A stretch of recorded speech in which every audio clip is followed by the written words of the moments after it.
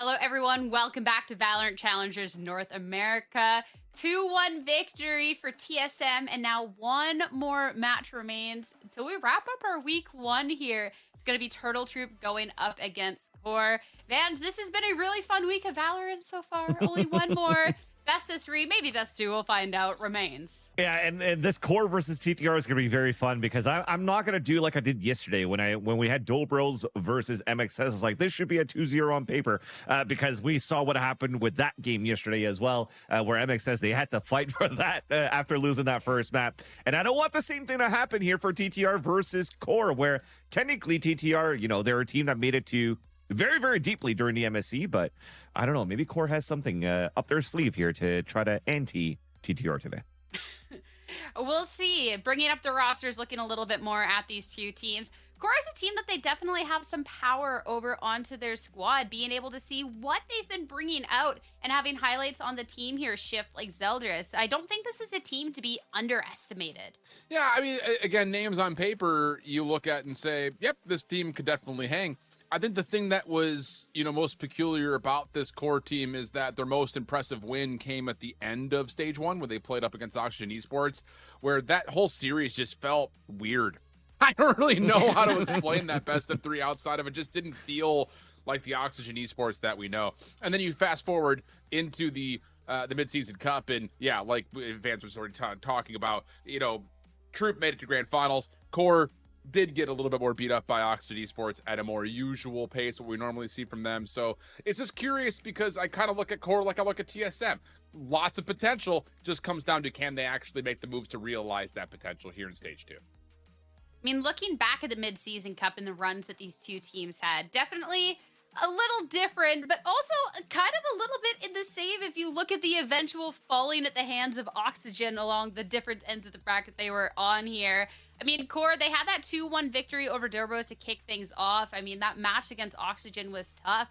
Turtle Troop, they put up a fight. I mean, they almost were the best team in the league here, Vance, technically. Yeah, especially when you look at the grand finals, though, with Oxygen Esports. They had smooth sailing going through that one. But for TTR, yeah, they had a tough bracket to beat M80. But overall, when you're looking at the QOR versus Oxygen or the TTR versus Oxygen, it was still, they still lost against the one that won the MSC. So that's, you put an asterisk on that one too, to be like, oh, maybe that's the reason why they're not looking too hot or something like that, But at the same time, when you're looking at a 2-0 result from Oxygen Esports versus QOR, I like that matchup because you were just mentioning it, Shift.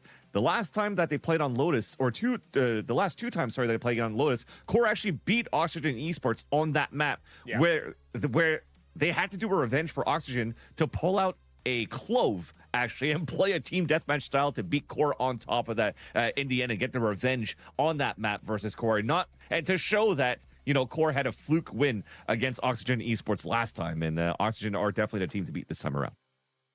They are, and I mean, Turtle Troop couldn't quite get over that hurdle in the end, and that's going to be the first team that we're focusing on and ahead of this week one matchup here in stage two.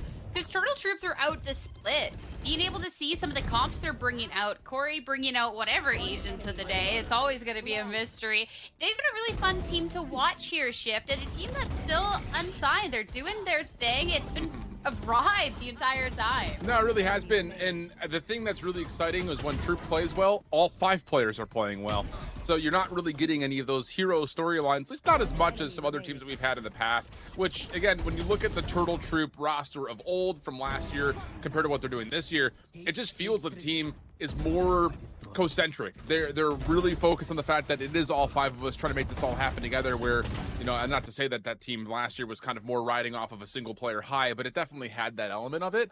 So that's, I think, the great news of this Turtle Troop squad is that they may find themselves in not great spots in terms of not being fully signed on by an organization, not maybe in the reap the benefits of what that has when it comes to like a back-end system, having coaches, having, a whole organization support. They're out here doing it on their own. And I feel like they've really owned that mentality and have turned it into a really awesome identity for them going into this year.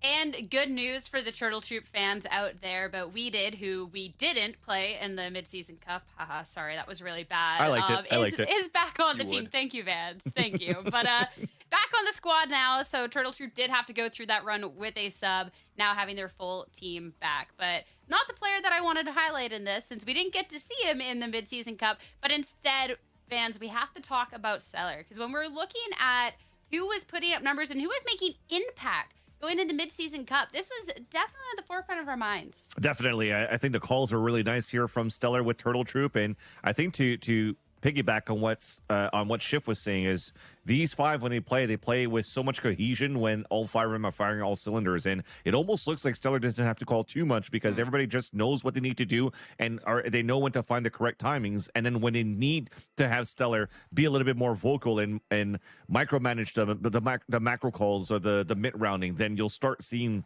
you know, maybe some players reeling back a bit and then finding their successes as they can.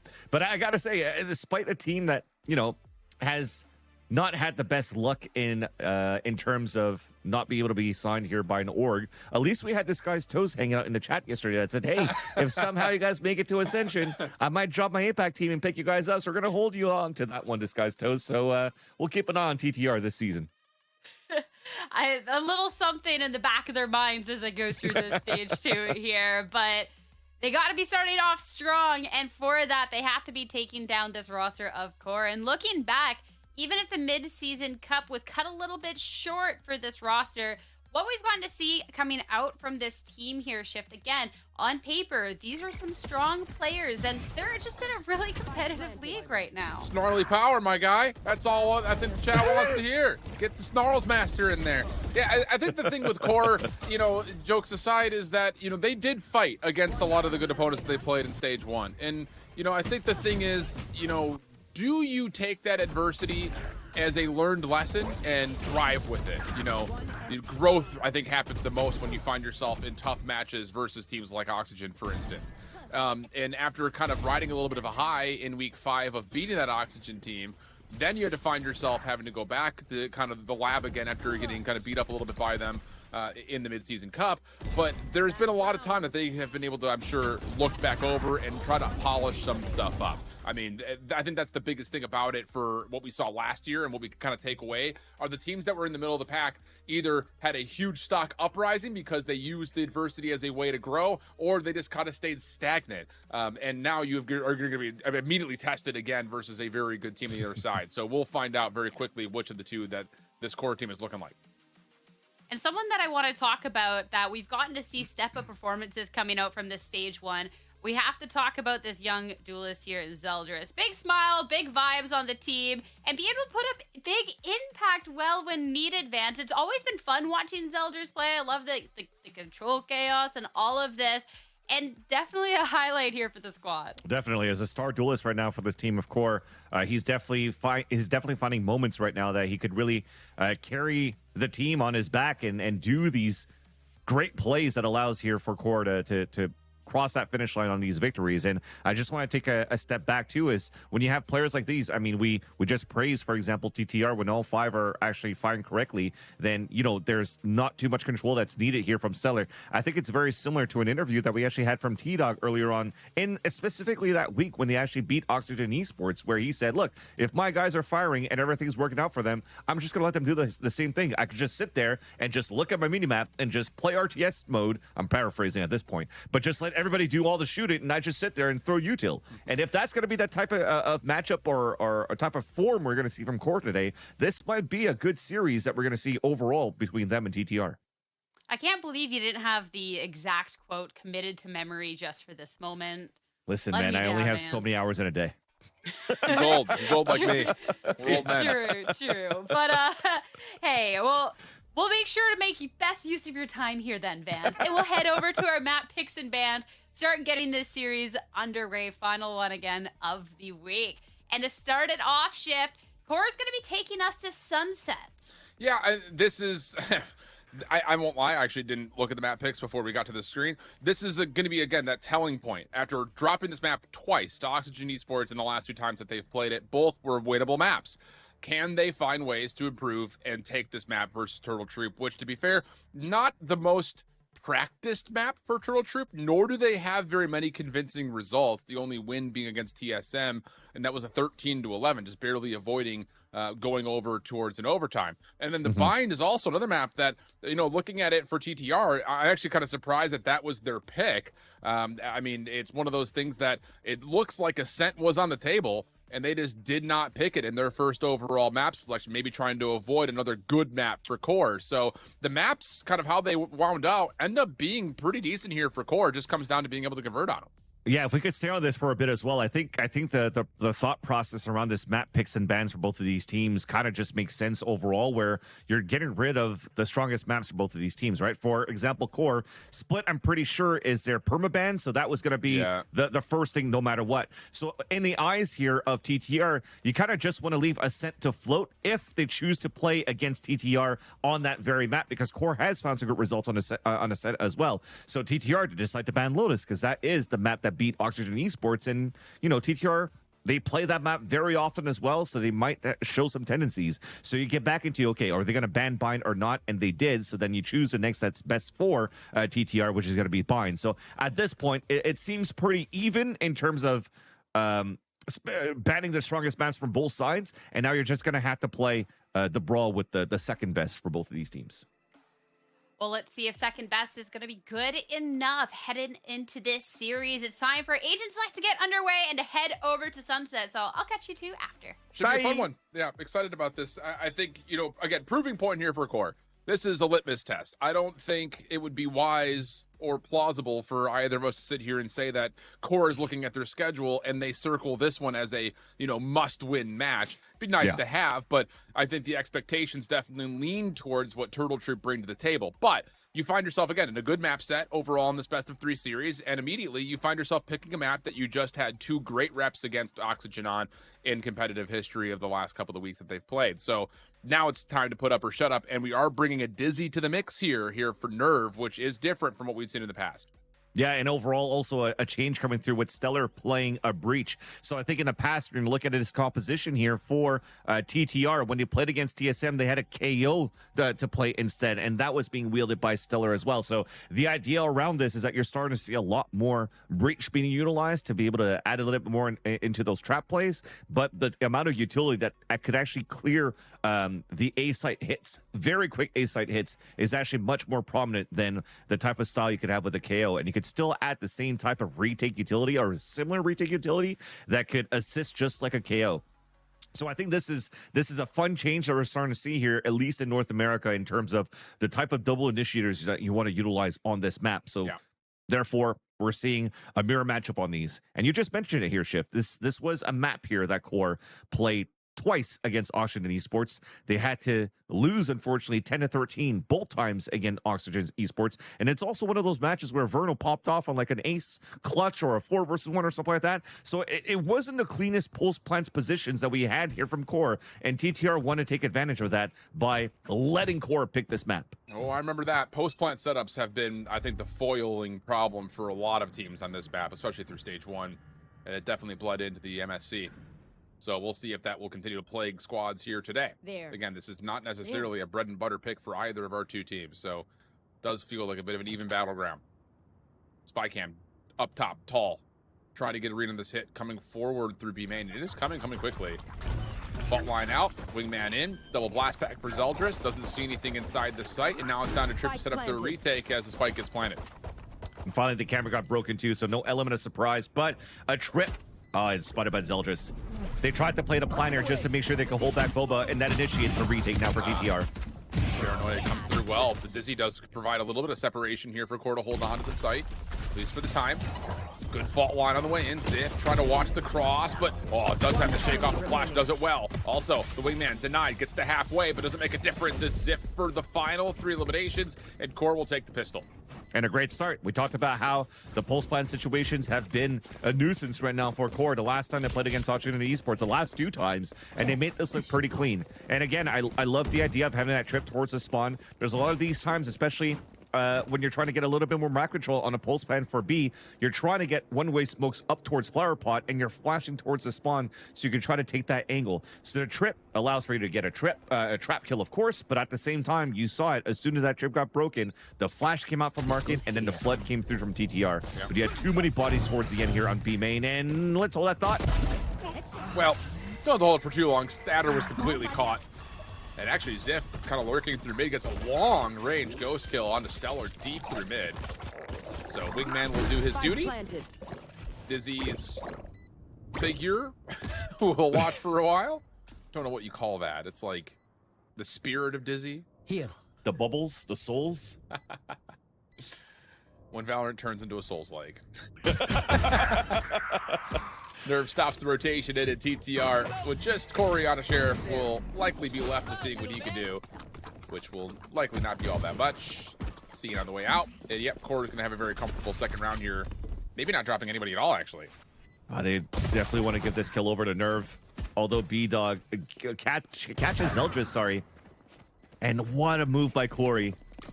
They were trying to close that gap here just to make sure that Nerve can move forward and try to get this pick so they can get the Dizzy into, the Thrash into the next round.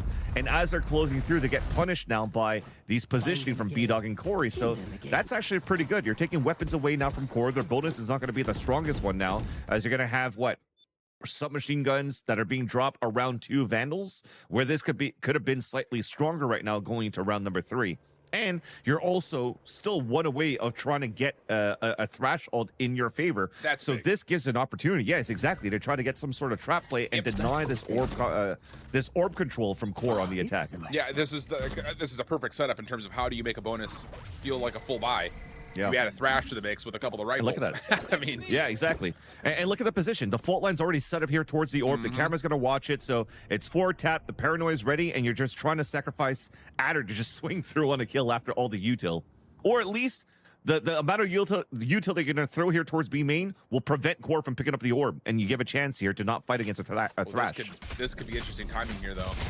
Can you pull the focus back over towards this mid-market side? We did. Avoids a lot of the flash. Oh, and the help from Adder is so darn good. He gets the 2 from the front, and that makes life a lot easier for Troop defensively around B. Ziff, last one left, 12 HP left to his name. B-Dog finishes off the elimination, no worries at all. And I love the idea from Core, try to time that to like, hey, look at us, we're at backside mid-market, and then we're hitting from your front, but Turtle Troop perfectly set up to deal with it. It was a beautiful call to start things off from T-Dog, especially when they realized that they had no mid pressure coming out from TTR on the top, and they had an idea that potentially they will try to go for a trap play because they play a composition with the breach themselves, so they know these trap plays themselves. So they went for the paranoia by breaking the door. They stunned inside that spot, yet we did uses the paranoia gap to still see vision close range and get the pop and allow here TTR to put their foot down and defend this B site. A quick action here over towards A main with focus through tiles for TTR to try to work their way back in, but wow, little slide back from T-Dog. Running and gunning with the stinger, catches out Corey, and all of a sudden, Core have found themselves on what was essentially a reduced kind of force buy situation. Yeah. Looking at numbers, 5v2 with Thrash to clear off the site. Stellar the only one in their way, and that may be enough. He gets 3, almost enough ammunition to find the 4th as well. But Adder will be left to try to clean things up. 1v2, sloppy first one, but still finds the kill. And now we go 1v1, Neural Theft still connecting. And that Thrash is gone too. So Nerve cannot reuse it to clear the A site to figure out where Adder could be. And Adder's in a good position, but Nerve wins it in the end. And that could have been, a nail in the coffin potentially here into the morale of Core, especially when they get 3 kills for nil against CTR, yet it was almost a 2 versus 5 victory for the Turtle Troop because of some stellar shots. Oh, shit. Wow. I did a pun. It was unintentional pun, chat. Unintentional pun. I said some stellar shots. I said some stellar shots, yeah. I wouldn't even stepped notice up to the you plate. said it. I know. I just caught myself. Yeah. I just caught myself. Vans, I think we're at a point, though, in your career where I don't think anything is unintentional from you anymore. Just gonna say it. True. Has to be said. I've become a senile old man. I'm right there with you, brother. We can forget Eco for about TTR, though, yeah, this is going to be an easy one here for Core towards the end. I mean, Adder, it's going to be a hero rifle for him. maybe they could try to work something through here. I mean, the last round, they tried to go a little bit more aggressive down towards tiles into the A side and got punished for it. Look how passively we're playing here for Ziff towards the spawn, right? So Yeah. I love that TTR. They decide to take a step back on that and just want to play the retake and also the exits because you got 4 pistols. Well, Showstopper, no, doesn't quite get around the corner, but it does clear off the site. So retaking, like you mentioned, with largely just pistols, Adder on a Vandal. Tough to do, but there's a lot of utility that can connect and actually separate this post-plant setup, but Snarly holding over the top. That works out nicely. Dizzy just to reconfirm that if there is any defenders on site, they are dealt with, and boy, are they. B-Dog, last one left. No antics here. Great stuff from Snarly and Nerve to finish things off. I like at least that we see some of the protocols on the amount of util you're going to use here for the retake. That mosh on the top of the boxes just to make sure that there's no Zeldris or Snarly that can play on top of that for those retakes. That's going to give us a tell here for TTR that they don't have to worry about that too much when they come back from gate and from shop. It was a little bit of miscommunication, though, as they were trying to surprise some players with the paranoid being thrown out. But remember, with the nerf, it's not moving as quickly as it used to be. And 2 of the players got caught off guard and got picked off before the paranoid even hit Core out towards the elbow. But let's focus now on the gun round for TTR. The last round was only an eco with a hero rifle that didn't prove to be any fruitful. And suddenly, in what, 2 rounds, Nerve already has a second thrash. Yeah. That's the power of Gecko, my man. And it will be used very easily to clear things out. Follow up now from Zeldris. Oh, they don't know that Adder's in the back of the site, though. Gets you again. He just avoids line of sight. And then as soon as he hears the blast packs, he goes, surprise! And now finishes things off. I mean, that's borderline inexcusable, but I mean, what do? Thrash clears out one side, you're expecting Zeldris to clear the other, and you know, all of a sudden you've just got a Cypher looking at you saying, hey, how are you? and the reaction as well from Stellar to prime up the fault line from the spawn. And as soon as those pings come out from Adder, instantly lets it go and got the perfect stun onto Nerve, allowing here just we did to get 3 kills. I mean, he won his 1v1 against the market, which would have been a pivotal kill coming out from Core with the late lurk. But that second one just in front of the site, the 2 kills in front of the site, made it look easy. And TTR, they have a very strong hold on that previous round, and they're starting to find their footing early. I'm not going to lie. Better later than never. I had to check my Spotify for a second there. I've never heard that little radio PSA. I was like, what is that? Where is it coming from? I thought you thought I was dropping bars again, but... No, you do that. That much we know. But do I have my dad podcast on right again, Vans? Let me turn that off on my Spotify. Pulse control, though, coming out from the attack side of Core, just a timing for them to or potentially off contact.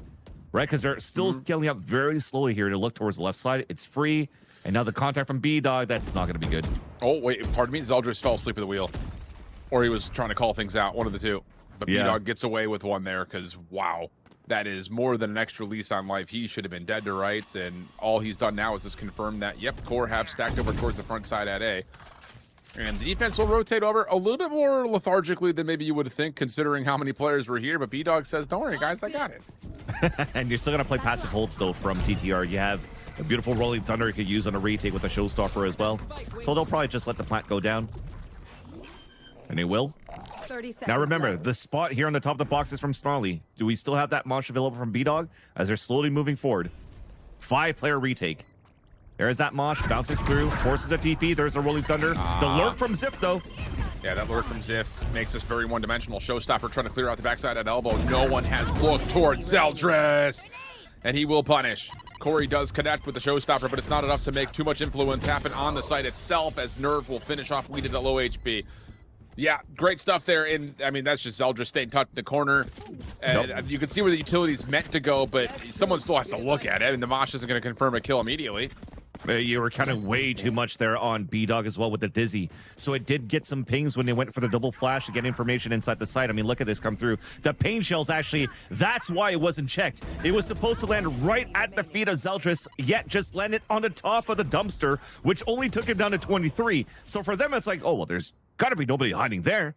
And unfortunately, because of that bad bounce from Corey, it allows Zeldris to get a double kill towards that back. So just a little bit of tweaking that they need to do on these retakes. But for the rest of it, the rest of the util was pretty good. Yep. But Core, they stopped the bleeding. They put TTR back into an eco, and also an eco in terms of ult economy as well.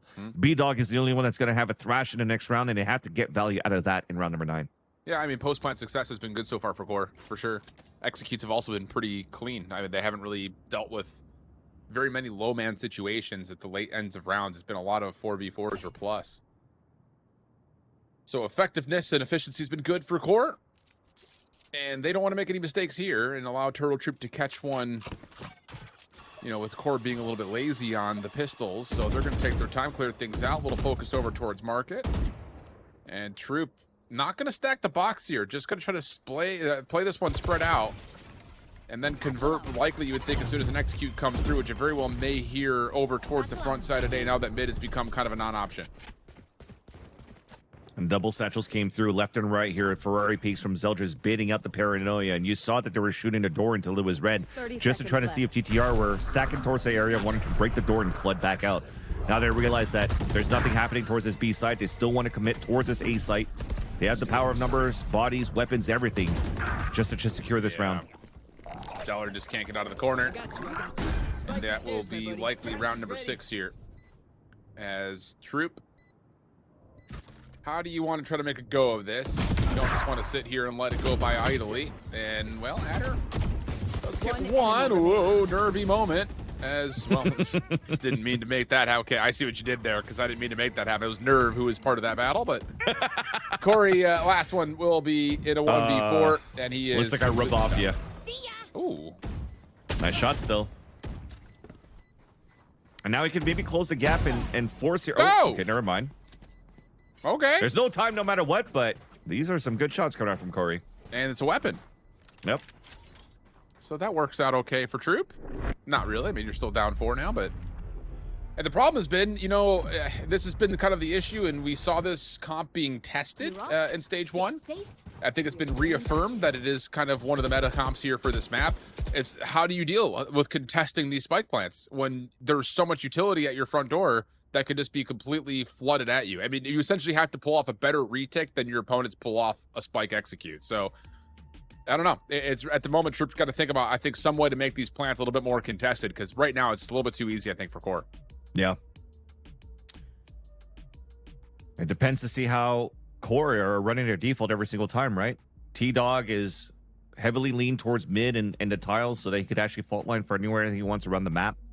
I think their lack of a KO this time around here, as Stellar is switching out to a breach, is not allowing for them to find that early information, where usually in the early rounds he throws a knife out, you know where the lean's happening in the first 5 seconds, he could adapt on the fly.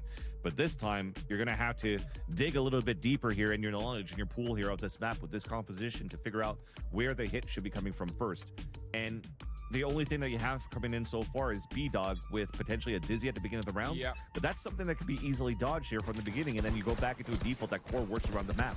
So I think you're going to have to start using bodies here and a little bit more aggression to not give a chance here for Core to rotate all across the map. That goes there. It's got something has to change in these contests. I mean, it has been too easy for Core to get into the site. I mean, 1 round, that was all it was in round 6. But what's the call here? A little bit forward pressure over towards B. That's not too atypical, and Zeldris right into the mix, actually. Yeah, Val, he did the one finding the kills this time. Thrash behind it. Nerve not able to find anyone inside the site with the Rolling Thunder supplying support to get in, but there is one connection towards market, but Troops stay alive through this, at least for a time they do. We did will be eliminated, and now it's on to the rotation in, and Swingman will get to work for the plant. They have their own Thrash to retake the site though for B-Dog, but they're going to have to retake with the knock 2 for Core. It's going to be difficult right now. Oh, nice one better. Dropping. Thrash will just be avoided. You do force the entire post plant to be here at main. The question is, will Troop know that? Good mosh. Pushes Nerve off the angle just a touch. Dizzy to try to re-engage. Nothing yet. Corey has to find some pixel peek and oh, what a shot! Catches Snarly. The initial diffuse, toggled and backed off. 3v3 situation. Corey's got to find a way to try to get forced back in. T-Dog for the 1-for-1. Pain shells off the corner. Last one left is Nerve. He's yet to be seen though. Opening shots are decent. 1v1 now with Corey. Oh, the shots, the ADS, just 2 bullets. And there's not enough time, so Nerve will hold on for Core to get their 7. And on top of that, Corey has to forfeit his operator because he had to drop it for the rifles, but it almost worked out. The 2 satchels that were available could have broken the crosshair placement of those that were swinging out, but the only issue right now for TTR is, despite good util, the fault line, this shot, the paint shells with the fault line to get this second kill on T-Dog, there's nobody there to tap that spike. I think they had 3, they tried, they lost one right away, and it doesn't give a chance for the 2 players in the front to help out in the moment and to capitalize on kills to get the defuse in the end. So, man, when you're looking at this, this is what 3 spikes that has blown up so far in the favor of Core. They've definitely fixed those issues in the post-fight moments. Oh, good counter paranoia. Shuts down the showstopper. Zip, once again, doing his job. Crosshair focus moved as B-Dog will at least get 1 trade. Wingman denied. Snarly on the corner, making sure that this one member of Turtle Troop on the full pin gets nothing. That's exactly what comes through. A lower buy here for Troop, so the expectations, I'm sure, were not super high. So a couple of kills are decent, but all things told, Core, like you said, looking good here on the offense. You wanted fast tempo, you got fast tempo. Unfortunately, this time around, it's the second time that they're doing a fast tempo down towards the tiles with a lower buy and punished for that. And I guess off that timeout that you had earlier on, again, it was an operator that came out. And it was focused. I thought Adder was going to try to opt towards B main because I saw him hold it at the beginning, but they gave it to Core to try to opt towards the top. So that makes it even harder right now when Core is able to take control of site with ults, with util, breaking the trips. It doesn't give you a chance to have those retakes. Core is doing a great job tempoing and taking control of these rounds where 1 round it's quick, 1 round it's stable, knowing that the economy gets their point. Yeah, that's crazy. Could be a trade here, though. It's still not enough. I mean, this is true, very voluntarily giving away any ideas at trying to contest their B main, which they've tried to get setups for before. And now it's a 4-man defensive stack into mid, and they come away lesser for it by a lot. It's a 1 for 3 exchange. You don't have to be an accountant to know it's not worth it. Unless I'm a fraud. And I... 1 enemy remaining. Nope. Nope, no evade this time around from Stellar. So unfortunately, everything stays calm. These guys know how to count. And I do my taxes. This is a Core plant, a 1 versus 4, and Corey just trying to save his weapon. And you're right, I mean, but the reasoning is still there. They were trying to play and fight against Core. There are more outside in the open. I mean, look at those X's. 2 of them are out in the open towards the mid take. They got picked off. They got hatted out by Ziff. And you saw that they were trying to do a heroic play. Adder swung out after the first ping, trying to get a timing, hoping that he could catch Ziff on a re-swing, and Ziff just won that fight. And that's showing the power of Ziff that he's currently displaying so far for Core as well. It's not only on the macro that Core is currently winning, but Ziff is doing a great job just making sure that he's able to watch his flank, win these flanks, and also when he needs to do entries for the team, he'll do it as well. Yep. So this is looking very good for Core on their start on Sunset. And I think the thing too is, like, for Troop, there had to be some sort of a cognitive conversation talking about, like, okay, well, our retakes from the back of site both at B and A aren't working, so we have to be able to flood through mid or on the back, so we have to take mid-map control. And when that doesn't work, then you start bashing your head into a wall. You say, well, what now? Like, I don't know. I mean, the half is already over. You're going to be lucky to pull out a 3rd round here, considering you're going into battle with 4 Guardians and a Vandal, and all those Guardians have light armor. And that on top of it, you look at the value between Nerve and B-Dog. We've had 1 defensive thrash this game, essentially. We've had 3, maybe 4 offensive now for Nerve. I mean, he's been all over the place. Yeah. And TTR is going to try it again. Mid-control. Smoke down towards the A side. Guardians walking down, just trying to fight for trades. First contact, trying to get a fault line or a flash. And now they're just going to try to walk down. It works out, though, because there's no pressure. No movement from Core in middle. Yeah, but do you really want to try to retake sites from the offensive side with Guardians? Like, it's not an easy ask, I'll tell you that much. And that's what they're pretty much set up for. Wait, the camera just missed. And more importantly, Core have walked into site. So now you're forward on these Guardians. Paint shells is placed nicely. I mean, Troop is just so far out of the play. The only thing about this is, can they catch the spike carrier? And so far, yes. Down B. And a weapon upgrade too. Paranoia trying to delay the clock, but Corey just got caught. The play was too good from both ends in the beginning. Because like I said, when they inserted those players down from TTR at middle, the camera was propped up by Ziff. It didn't see we did, that was propped up under, and it didn't see the first two players either. There was an opportunity to get surprise kills on the A side, but in the end, whenever they have Ziff on the lurk again, they didn't put into account that it's a 4-1 setup or potentially even a 3-2 setup. And then Ziff just got 2 kills for free, and now we have such a one-sided map to start things off for Core. Wow. I mean, I am shell-shocked, I would say, at the moment with how clean that was from Core. Yeah. Troop had nothing going for them whatsoever on that defensive side. So now you got to switch over to the offense. And I will say, in terms of the history here for Core, their offensive side has statistically been their better side. So in terms of fixing things up, it comes to being better defensively. Now, we're not going to get a full value of that because if they win this pistol, the map is just over. So this is all fringing upon, can Troop win the pistol and then try to embellish some of the issues that Core have had defensively? Nope, not like this. Zeldris has other plans in mind, getting the opening 2 before the round barely even starts. And B-Dog's only got 10 HP. They close the door. They have to funnel everybody from PTR into main. One enemy Should be 3 remaining. kills.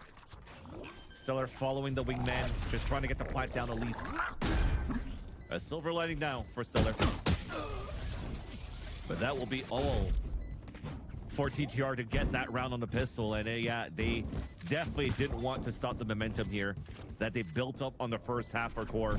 A trap play, paranoid, double satchel from mid down towards tiles, catching 2 off guard. And that's again off their heroic plays off the star fragger being Zeldris. Great satchels to move down. Look at this. And a fault line on top of that coming from the market. Yep. There was so much oppressing TTR on their default that this becomes a round win for Core. And I will say that This is a nice spot. the polish, the cleanliness, the timings being locked in for Core, Yes. you can definitely tell that they have learned from their previous endeavors versus Oxygen, to put it plainly. Yeah. So really impressive stuff here from Core. 4 spy all the way through here now from Troop because you have to. And you lose this one, game's just over. So these 5 Stingers better do something. And this is one of those, throw the playbook out. Let's just rush something down. But look at that, you can definitely see that they're flustered here for TTR because that flash that he threw, they can't even pick that back up. It's just thin on the top of the pillar, so now it's just, they're just gonna hold W and try to get a win. At a certain rate, I think teams will default back to the page 1 game plan of we're just better than you, hold W. This is the, we don't know what to do, so hold W. That's what it kind of feels like right now for Troop. And it's working out. 4v3 situation. Lots of utility still left for T-Dog and Nerf both. Flashes the first things in. I mean, are you kidding me? One enemy remaining. Wow, wow. That is anti-flash somewhere. SEAL Team 6 right there, my guy. You wall flash in, you look right, I'll look left. Go, But go, breach. For TTR, if there's a flash and there's a crossfire set up that way, where's your grad pillar? That could maybe help out to play the ante, try to swing out, try to create a diversion so the other ones can swing it after when they're not blind anymore. I need this.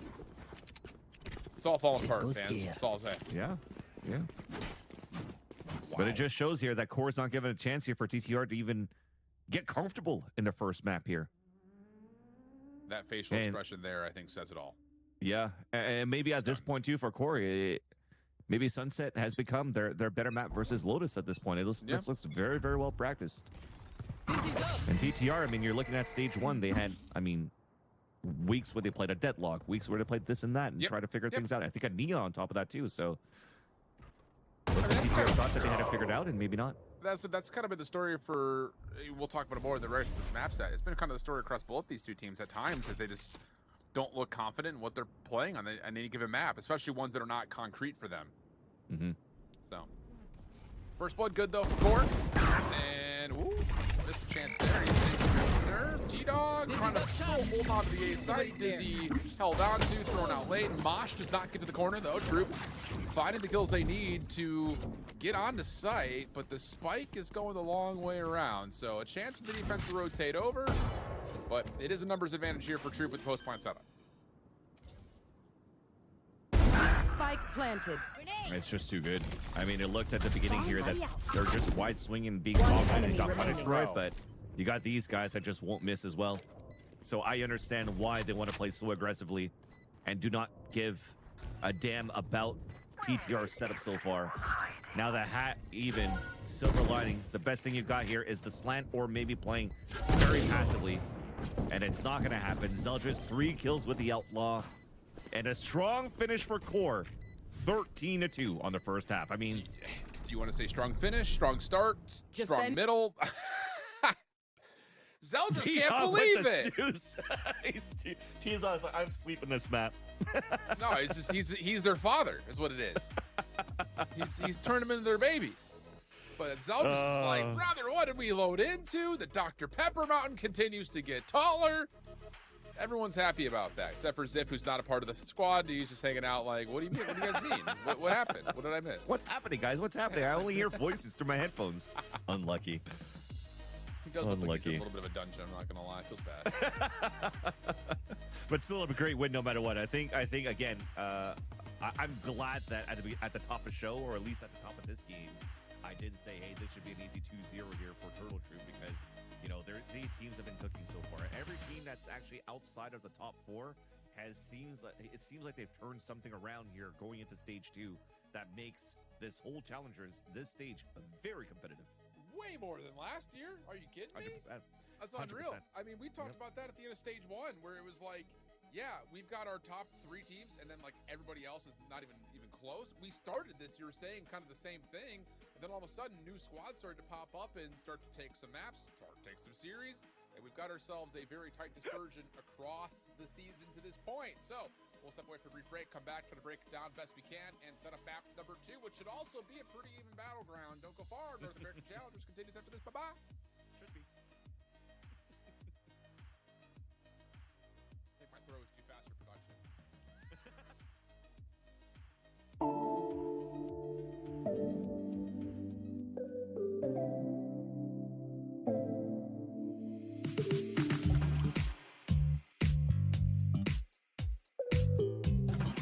I want to say Breeze. Like, there's like that stuff under B, but I don't think it is because there's like green stuff on top. So I'm probably wrong. But Breeze, final answer. Is this Icebox, and this is towards A? So this is Bind Heaven when you look into the glass paneling behind it. Icebox on like a site. It's got to be like Icebox, but I don't think it is Icebox. But I'll say it's Icebox. I would just say towards A side. I know I'm wrong. Well, I feel like this is like either Bind or Icebox.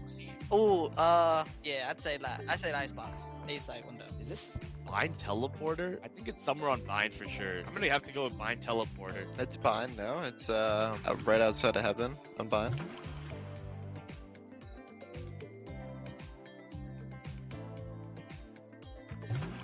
This is Split, outside A main, on the blue wall. Oh man, the crown on the teacup reveals this is coffee shop next to like the train outside Split A. Oh, this one's definitely Split somewhere in like Defender spawn. That's on Split. It's the coffee shop outside of A. This is Split A main. I think it's Split A site if I'm not mistaken. It's definitely Sunset. I changed my pick. It's Sunset, but I have no clue where it is.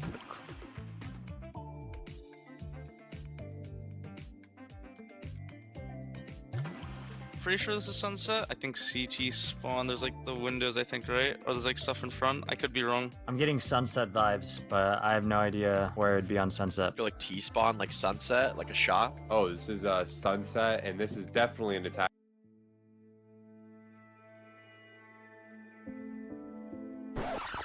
Hey you. Who, me? Yes, you. Tired of boring, basic, dull, monotonous, lame esports podcasts that aren't even entertaining? Well, we got the solution for you. The most captivating, entertaining, pleasurable, amazing podcast you have ever seen.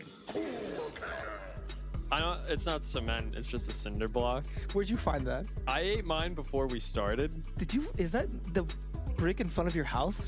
Is the water that the hot dogs are boiled in, is that considered tea after the hot dogs are boiled? You want a 6'5" basketball player to deck you? Bro, is that what you want? It'd be an experience. I wanted to give you a chance to redeem yourself from last week. For the cement? So I have something for you to munch on this week. Is that fiberglass? And this is just a fraction of what you can expect when you watch. We got drama, we got comedy, and we got hot dog water. Join our fearless hosts, Danny and Galaxy, as they traverse the esports landscape, covering everything from sharing hugs to actual esports. If this sounds like it's up your alley, then make sure to check out the QOR cast on all platforms.